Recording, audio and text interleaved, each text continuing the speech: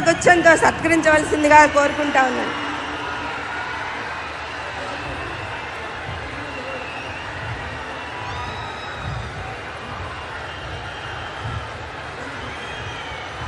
రాష్ట్ర భారతీయ జనతా పార్టీ అధ్యక్షులు శ్రీమతి దగ్గుపాటి పురంధరేశ్వరరావు గారిని గౌరవ ప్రధానమంత్రి గారికి మోడీ గారికి జ్ఞాపికను అందిస్తారు.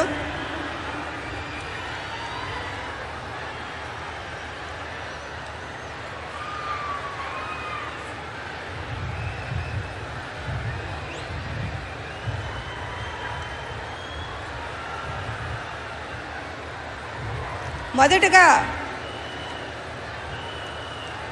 జనసేనాని పవర్ స్టార్ శ్రీ పవన్ కళ్యాణ్ కొణిదెల గాంధీ తమ సందేశాన్ని అందించవలసిందిగా కోరుకుంటారు.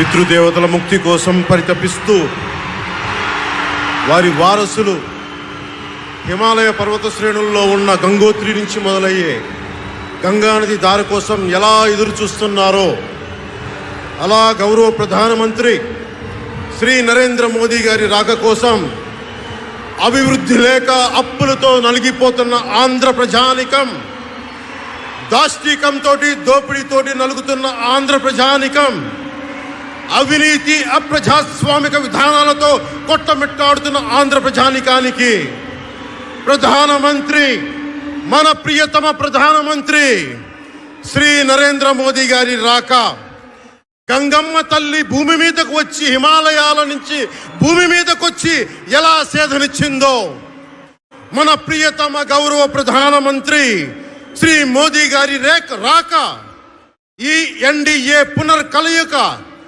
5 కోట్ల మంది ప్రజలకి ఆనందాన్నిచ్చింది. దేశ ప్రజల ఆశీస్సులతో ముచ్చటగా 3వ ప్రధానమంత్రి అవ్వబోతూ హ్యాట్రిక్ కొట్టబోతున్న శ్రీ మోదీ గారికి ఆంధ్ర రాజ్య ప్రజల తరపు నుంచి ఎన్డీఏ కూటమిలో భాగస్వామ్యమైన 3 పార్టీలు భారతీయ జనతా పార్టీ, తెలుగుదేశం, జనసేన తరపు నుంచి శ్రీ నరేంద్ర మోదీ గారికి ఘన స్వాగతం పలుకుతూ హృదయపూర్వక నమస్కారాలు తెలియజేస్తున్నాను.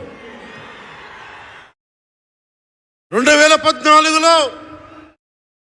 తిరుపతి బాలాజీ వెంకటేశ్వర స్వామి సాక్షిగా ఈ పొత్తు మొదలైంది. ఈ రోజున ఇక్కడ 2024లో బెజవాడ కనకదుర్గమ్మ సాక్షిగా ఈ పొత్తు వేరే రూపం తీసుకోబోతుంది. దుర్గమ్మ తల్లి స్వయంగా ఆశీర్వదిస్తుంది.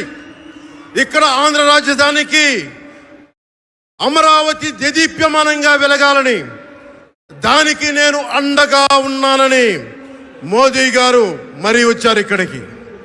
ఒక్కసారి మన కోసం వచ్చిన మోదీ గారికి, మన కష్టాలకు భుజం కాయడానికి వచ్చిన మోదీ గారికి, 5 కోట్ల మంది ప్రజల కోసం నేను ఉన్నానని చెప్పి వచ్చిన మోదీ గారికి ఒక్కసారి బలంగా కరతాళ ధ్వనులతో ఘన స్వాగతం పలుకుదాం.